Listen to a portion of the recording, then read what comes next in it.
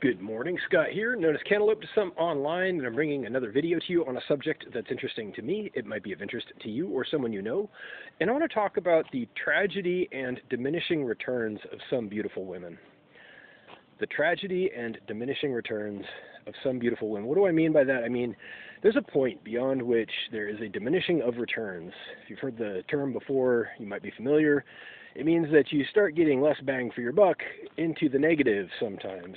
And for me, I'll speak from my own personal experience, there is a high maintenance aspect to beautiful women, isn't there? And that should make sense. They become high maintenance just by virtue of being beautiful, and it's not necessarily their behavior or anything that they do or say, but the amount of attention that they're prone to attract, right? So it becomes a defense project on a daily basis, potentially, depending on where you are, depending on the lady, etc. But I want to talk specifically about how some women are confused about this. They say, what does she have that I don't have, when she's clearly a very beautiful woman. She's maybe shapely and young and fertile and smart and funny and all the things that a man might want.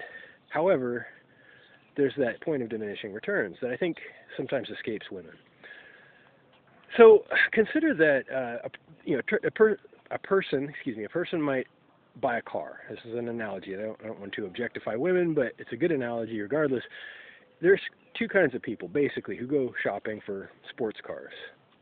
Say you're a man who's shopping for a sports car, and you go to the dealership, and you're the type A person who is going to go for flashy. You're going to go for fast and loud, and max out your budget and get the best car you can, brightest colors, loudest exhaust, whatever.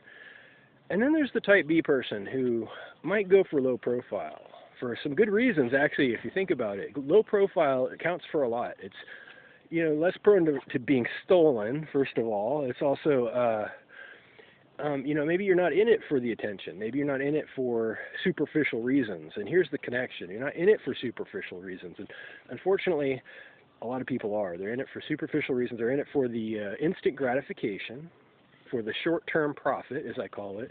They're in it for the snapshot, that is, in the case of dating, the mechanical sex act, having a good time, using sex as recreation, using sex as entertainment. And here's the sad part, the really, really tragic part. I mentioned tragedy in the title. Women, unfortunately, only know what they experience, like human beings. I mean, it's no fault of their own. We learn as we grow. We learn as we meet people and we experience things. We learn what we're taught. But if a woman only meets douchebag men, she's going to get the wrong idea, unfortunately. I've met so many women that either think that a man is going to be a pig or he's going to be a homosexual.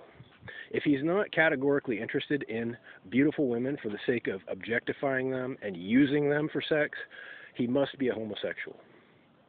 I would like to go on record here and say that there's at least one other category. There's men called decent men who might be interested in the real deal, the bigger picture, something that's meaningful and long-lasting, something that is actually worth it tomorrow, not just today.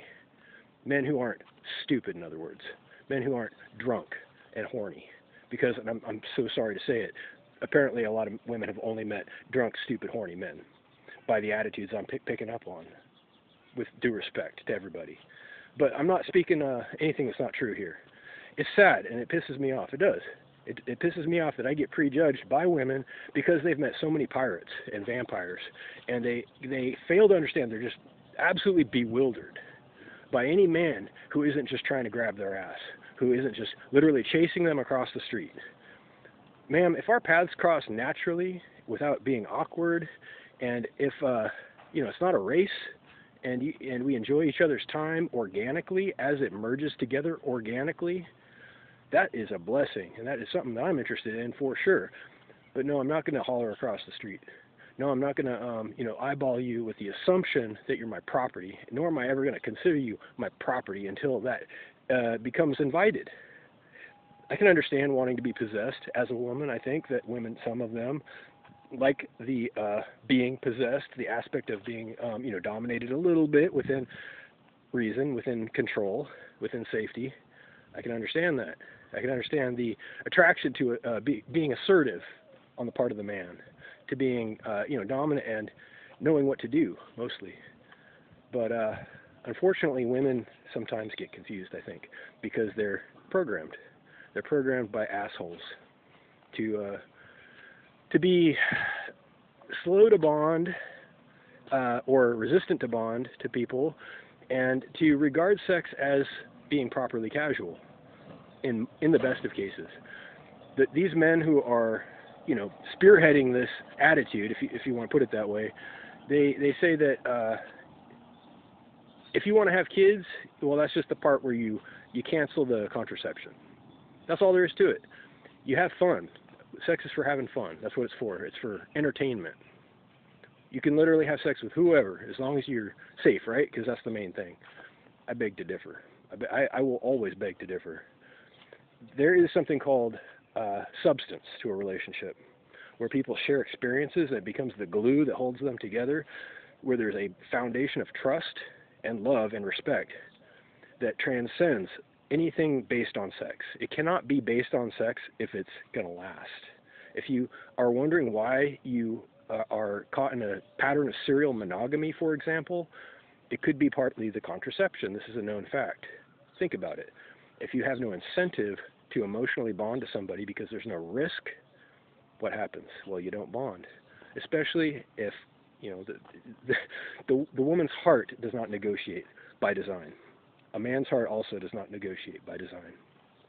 You can't buy love. Maybe this is a news flash. There's a lot of songs about it. A big famous Beatles song, Can't Buy Me Love. No bigger truth was ever spoken, if you ask me. You can't buy love, and there's a reason for that, because the heart does not negotiate. So anyway, my point here is that women have the wrong idea, most of them. The ones I've met, they think that men are supposed to be douchebags, and they plan their days accordingly. They say that men are predictable. Men are basically horn dogs running around playing grab ass, and there's no more to it. Or they're gay. And if they're not immediately, trying to objectify you and pursue you, they must be a homosexual. Ma'am, I resent that. I resent that. I've been married, and I'm separated at this time. I've raised a stepdaughter, and I'm still in contact with these people because we love each other sincerely, and we always will. Circumstances beyond our control intervened in our marriage. We had problems with, I don't want to go into too much detail. Just suffice to say that it was not a problem with love or commitment or hard work on anybody's part. But I digress. I tell you this, the last thing I'll say on it, at 8 minutes. You can have fun today at the cost of having fun tomorrow, or you can do what you already know is right in your heart of hearts. You can do what you know is proper, and that is to not classify women as someone you can't be friends with, first of all. You're trying to stay out of the friend zone, among other things. There's part of your problem. She's worth being a friend to, in every sense of the word, before you make love to her. That's the only way it's real, if you ask me. Otherwise, you're just using a warm body. You're just using a warm body. That makes you a vampire. We're not all vampires. That's my point. Leave a comment below, however you feel. I want to hear about it. Thank you very much. Have a good day.